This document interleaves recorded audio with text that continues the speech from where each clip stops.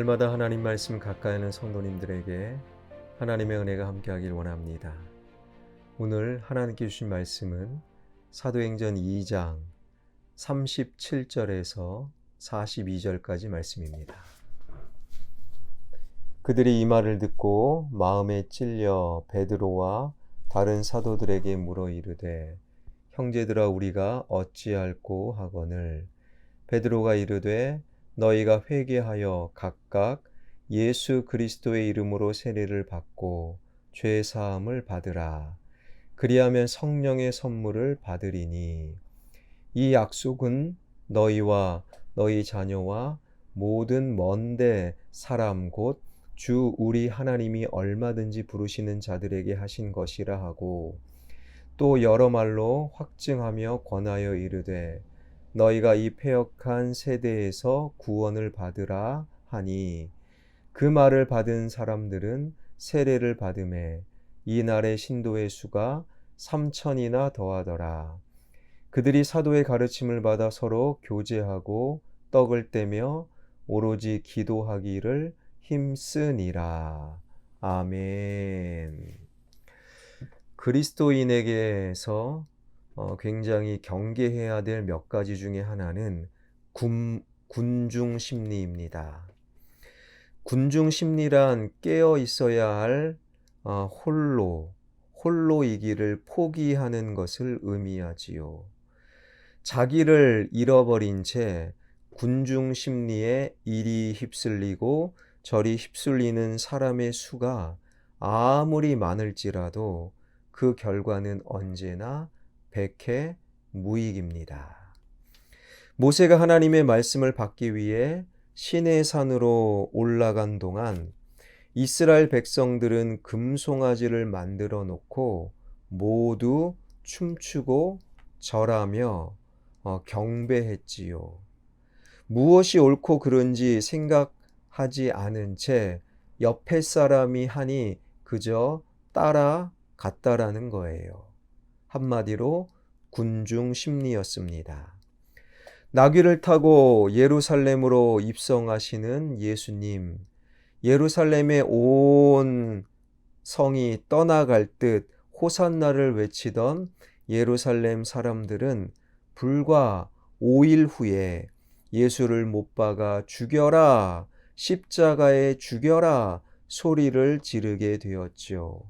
군중 심리였습니다. 이처럼 자기를 상실한 군중이란 진리를 등진 채 자기를 파는 어리석은 무리에 지나지 않음을 성경은 우리에게 보여주고 있습니다. 이런 의미에서 그리스도인들은 고독한 자들이어야 합니다. 하나님 앞에 홀로 깨어 있을 수 있는 그 고독으로 인해 오히려 수평적으로 다른 사람들과 바른 더불어의 삶이 가능하게 되는 것이지요. 예수님께서는 이 땅에 계시는 동안 많은 사람들과 더불어 살았습니다. 제자들과 3년 동안이나 동거동락했지요. 그러나 사람들 속에 때로는 주님의 모습이 보이지 않을 때도 제법 많았습니다.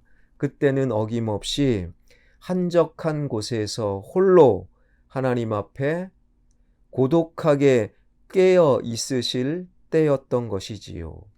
하나님 앞에 그 홀로인 시간으로 인해 군중들이 왕으로 옹립하려 할 때에도 십자가에 못 박아 죽이려 할 때에도 전혀 동요함 없이 온 인류를 구원하기 위한 그리스도의 길을 완성할 수 있었던 것이지요.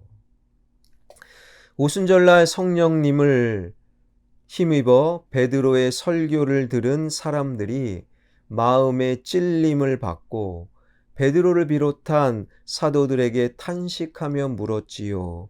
형제들아 우리가 어찌할꼬? 베드로가 지체 없이 대답했습니다. 회개하고 세례를 받아라. 베드로의 설교가 끝났을 때에 무슨 일이 일어났는지 오늘 본문 41절이 이렇게 전해주고 있습니다. 그 말을 받은 사람들은 세례를 받음에 이날에 신도의 수가 3,000이나 더하더라. 참으로 놀라운 일이 벌어진 것이지요. 무려 3,000명이나 되는 사람들이 한꺼번에 세례를 받고 교회 안으로 들어오게 된 것이지요. 그리고 말씀을 배우고 기도하면서 함께 떡을 떼며 교제를 나누었다라는 것입니다. 지금부터 약 2000년 전 크지 않는 성읍에 불과했던 예루살렘을 생각해 보면 이것은 실로 대단한 일대 사건이었습니다. 그런데 사도행전 4장 4절은 더 놀라운 사실을 우리에게 증언하는데, 이 말씀을 들은 사람 중에 믿는 자가 많으니 남자의 수가 약 5,000이나 되었더라. 3,000명이 동시에 세례를 받게 된 것도 놀랄 일인데, 얼마 지나지 않아 또 다른 5,000명이 믿는 자의 수에 더해지게 된 것이지요. 지극히 짧은 기간 동안에 무려 8,000명에 이르는 신자가 생긴 것입니다. 당시 사람의 숫자를 셀 때 성인 남자만 헤아리는 유대인의 관습을 생각한다면 여자와 어린아이들을 포함해 수만 명의 신자가 생겼음을 알게 되는 것이지요. 이 정도의 숫자라면 예루살렘에서 웬만한 사람들은 거의 신자가 된 실로 엄청난 숫자였습니다. 그러나 이제 사도행전이라는 전체의 시각에서 오늘 본문을 좀 꼼꼼히 냉철하게 살펴봐야 합니다. 오늘 본문으로부터 약 30년 후 사도 바울이 예루살렘에 갔을 때 바울을 영접한 신자들은 아주 극소수였습니다. 대다수의 유대인들은 오히려 바울을 죽이려고 했지요. 유대인들은 그리스도의 사도가 된 바울을 배신자로 낙인을 찍고 있었습니다. 바울이 죽음의 위기에 처했건만 바울을 살리겠다고 나서는 신자는 아무도 없었습니다. 하루에 3,000명, 5,000명씩 신자가 늘어날 정도였다면 30년이 지나서는 예루살렘에서 만나는 사람마다 모두 다 신자여야 마땅했지요. 적어도 초기에 오늘 본문에 3,000명, 사도행전 4장 4절에 5,000명이 모두 참된 그리스도인이었다면 말입니다. 그러나 실제로는 전혀 그렇지 않았지요. 예루살렘 도초에는 바울을 죽이려는 사람들로 가득했고 어디로 보거나 신자처럼 보이지 않았다라는 거예요. 만약 예루살렘의 경비를 담당하고 있던 로마 군대의 천부장 글라우디오 루시아가 군대를 풀어 바울을 지켜주지 않았더라면 바울은 로마로 가기도 전에 예루살렘에서 죽어버리고 말았을 것입니다. 이때 그 많던 신자들은 도대체 어디로 갔습니까?